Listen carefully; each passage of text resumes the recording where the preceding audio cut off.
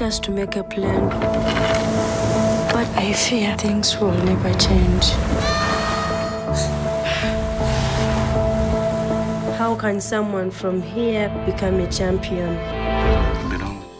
The biggest inspiration out of Uganda ever. In 2 weeks, cinemas in Uganda will release another big world movie with the famous Disney logos and insignia. But this time the cinema goers will be seeing a familiar setting, their own Kampala city, and particularly the giant slum of Katwe near the city center.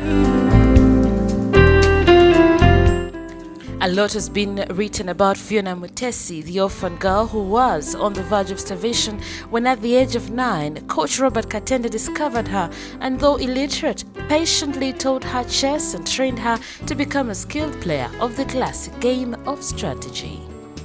Whatever the literary views of Queen of Katwe, Phiona Mutesi's achievements provide the greatest story of inspiration to come out of Uganda in modern times.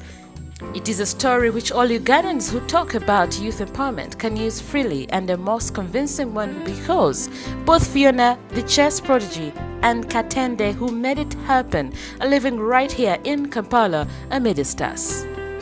If most Ugandans do not yet realize the great privilege of having Mutesi amidst us, the Oscar-winning Lupita Nyong'o, who plays Fiona's mother in the film, says acting in Queen of Katwe is a dream come true for her.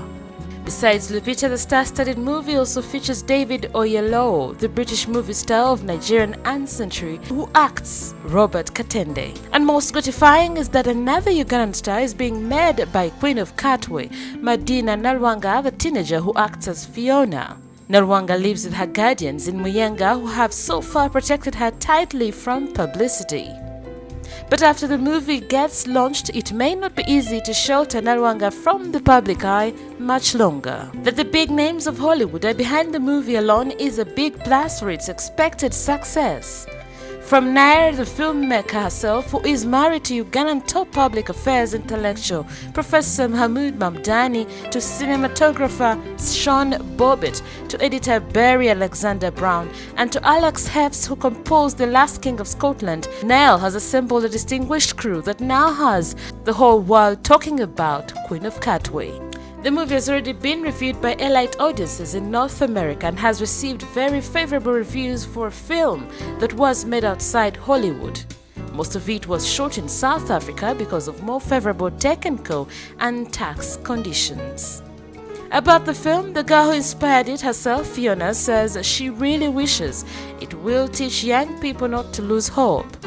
This is actually the principal message of the movie, that it is possible to make it, however adverse your circumstances may be. Katende, the man who made the Phiona phenomenon, is quite modest. He, like his protege, attributes it all to God and prays that in different parts of the world people will realize that all is possible. In Uganda, social critic and New Vision columnist Simon Kaheru has called upon those whose goal it is to promote Uganda as a tourist destination to grab the chance.